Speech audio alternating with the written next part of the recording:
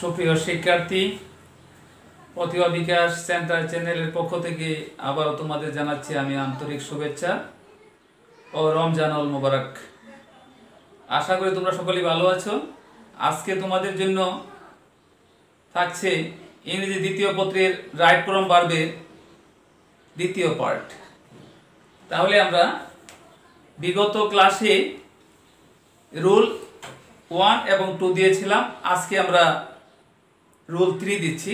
একটু লক্ষ্য করো তোমরা। রুল 3টা হচ্ছে এমন কতগুলো শব্দ রয়েছে যে শব্দগুলো থাকলে আমরা বুঝবো সেন্টেন্সটা হচ্ছে প্রেজেন্ট কন্টিনিউয়াস।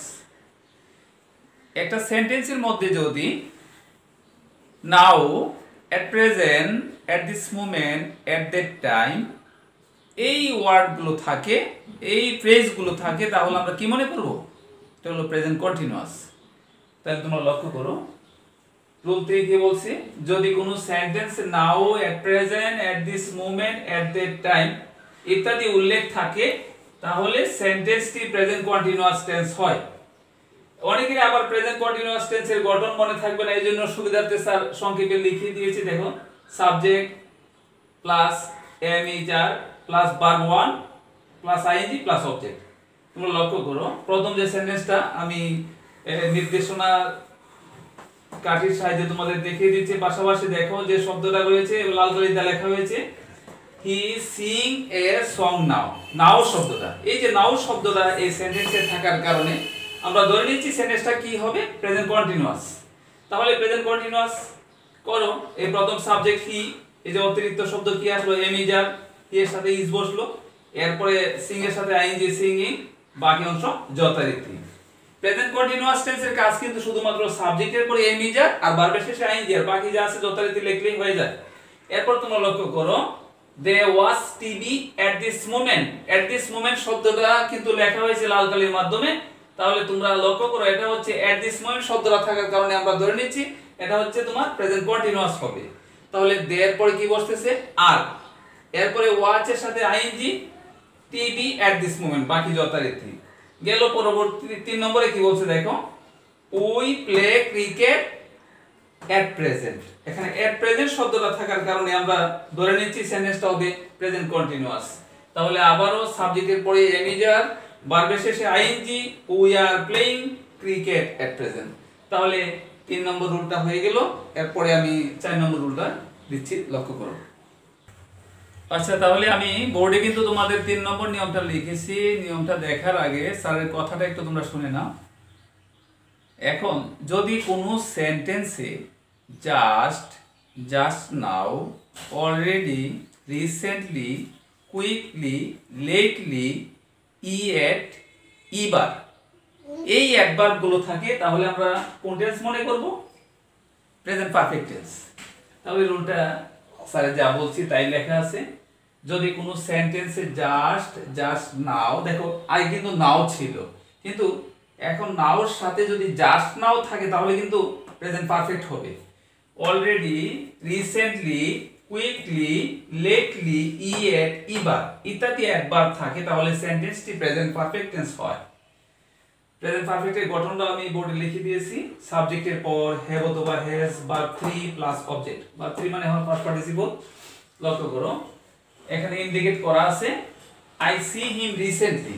এই যে রিসেন্টলি শব্দটা থাকার কারণে আমরা এটা বুঝবো প্রেজেন্ট পারফেক্ট টেন্স। তাহলে প্রেজেন্ট পারফেক্টের গঠন অনুসারে করতে গেলে হচ্ছে সাবজেক্টের পরে হ্যাভ অথবা হ্যাজ, ভার্ব 3 মানে ভার্বের ফার্স্ট পার্টিসিপল, সি, স, সিন, বাকি অংশ যথারীতি হিম রিসেন্টলি। এখানে লক্ষ্য করো তোমরা 2 নম্বর সেন্টেন্সে ইউ ইবার বি টু ডাকা, ইবার থাকার কারণে সেন্টেন্সটা হবে প্রেজেন্ট পারফেক্ট টেন্স। উল্লেখ্য এই সেন্টেন্সটি প্রেজেন্ট পারফেক্ট হবে তো হবে, পাশাপাশি তোমার কি হবে? ইন্টারোগেটিভ সেন্টেন্স হবে। একে জ্বর, তার উপর আবার কি? ডায়রিয়া। তাহলে আমরা যে কাজটা করব সেটা হচ্ছে প্রেজেন্ট পারফেক্ট তো হবেই, তার মানে আবার কি করতে হবে? ইন্টারোগেটিভ করতে হবে।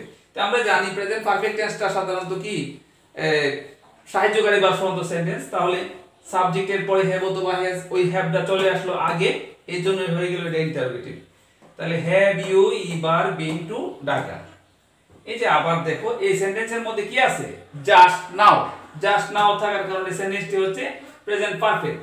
এই সাবজেক্টের পরে হ্যাজ ভার্বের পাস্ট পার্টিসিপল, বাকি অংশ যথারীতি। আচ্ছা, এখন এই পরবর্তী যে নিয়মটা স্যার আলোচনা করবো সেটা হচ্ছে অত্যন্ত ইম্পর্টেন্ট একটা নিয়ম। আচ্ছা, আমি বোর্ডে লিখতেছি, দেখো তোমরা। এখন যে নিয়মটা স্যার লিখেছি সেটা হচ্ছে অত্যন্ত ইম্পর্টেন্ট। এটা পরীক্ষাতে প্রায়ই আসে, নিয়মটা থেকে কমপ্লিটিং সেন্টেন্সে আসে, তারপরে তোমার এই রাইট ফর্ম ভার্বে আসে, এমনকি আরও বিভিন্ন জায়গায় সেন্টেন্সটা কিন্তু আসে। তাহলে তোমরা লক্ষ্য করো, স্যার কিন্তু এটা মূলত স্ট্রাকচারের মাধ্যমে দিয়েছি, একটু লক্ষ্য করো। এখানে আছে কি, নসোনার হেড ডট ডট দেন আবার ডট ডট দেওয়া হয়েছে, অর্থাৎ নসোনার হেডের পরে এখানে একটা অংশ থাকবে, দেনের প্রথমে একটা অংশ, দেনের পরে থাকবে আরেকটা অংশ। আবার স্কার্সলি হেড, এখানে কনজাংশনটা থাকবে হোয়েন, হোয়েনের প্রথম থাকবে একটা অংশ, পরে থাকবে আরেকটা অংশ। তেমনি করে হার্ডলি হেড, এখানে বিফোরও থাকতে পারে, হোয়েনও থাকতে পারে, দুটোই এখানে প্রযোজ্য। বিফোরও লেখা যায়, আবার হোয়েনও লেখা যায়। তেমনি করে এখানেও কিন্তু প্রথম অংশ, পরের অংশ।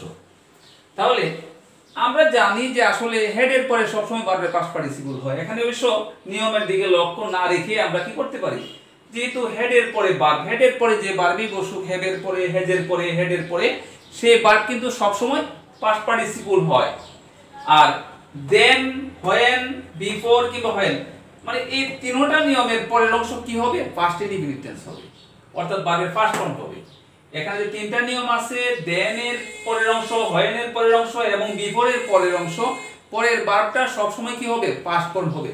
তাহলে তোমরা একটু লক্ষ্য করো, এখানে নিয়মে তাই বলা হয়েছে, নিয়মের চেয়ে স্যারের কথাটা বেশি ইম্পর্টেন্ট, বেশি গুরুত্বপূর্ণ। লক্ষ্য করো, অর্থাৎ হেড এর পরে ভার্বের পাস্ট পার্টিসিপল হয়, আর এখানে দেন এর পরের অংশ, হোয়েন এর পরের অংশ কিংবা বিফোর এর পরের অংশ সব সময় ভার্বের ফার্স্ট ফর্ম হবে। থাকলে ব্র্যাকেটের প্রথম ব্র্যাকেটের ভার্বকে ফার্স্ট পার্টিসিপল করতে হয় এবং দ্বিতীয় ব্র্যাকেটের ভার্বকে ফার্স্ট ফর্ম করতে হয়। যেমন তোমরা লক্ষ্য করো, no sooner had the thief see the foolish then he ran away। লক্ষ্য করো, এখানেও ভার্বের প্রেজেন্ট ফর্ম, এখানেও ভার্বের প্রেজেন্ট ফর্ম, কিন্তু এই যে বলা হয়েছে যে হেড এর পরে ভার্বের কি হয়, ফার্স্ট পার্টিসিপল হয়। No sooner had the thief, see এর ফার্স্ট পার্টিসিপল seen, তারপরে দি পুলিশ, দেন হি, এখানে রান, রানের ফার্স্ট পার্টিসিপল কিন্তু রান, রান ফার্স্ট পার্টিসিপল। দেখো পরবর্তীতে আবার কি আছে, স্কার্সলি হেড, অত্যন্ত ইম্পর্টেন্ট নিয়ম কিন্তু। We reach the station when the train left, শুধুমাত্র কনজাংশন চেঞ্জ, এখানে কনজাংশনটা ওইখানে ছিল দেন, এখানে হবে হোয়েন। তাহলে এখানে হেড এর পরে কি হবে, ভার্বের past participle. Scarcely had we reached, reach এর past participle reached, the station when the train left, তাহলে লিভ এর first participle left. Hardly had, এই যে আবারও হেড এর পরে ভার্বের পাস্ট পার্টিসিপল, এখানে বিফোরও হইতে পারে, হোয়েনও হইতে পারে, পরের অংশ কি হবে, পাস্ট ফর্ম, পাস্ট ফর্ম। তাহলে এখানে কি হবে, পাস্ট ফর্ম হইলে এখানে হবে র্যাং, এই ভার্বটা হবে র্যাং।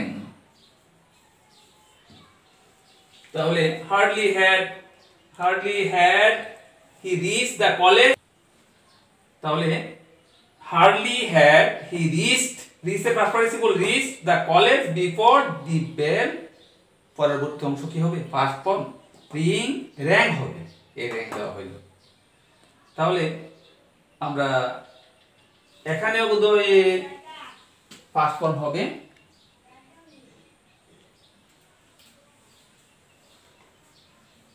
পরের অংশ সবসময় কোন টেন্স হয়, ফার্স্ট ফর্ম হয়।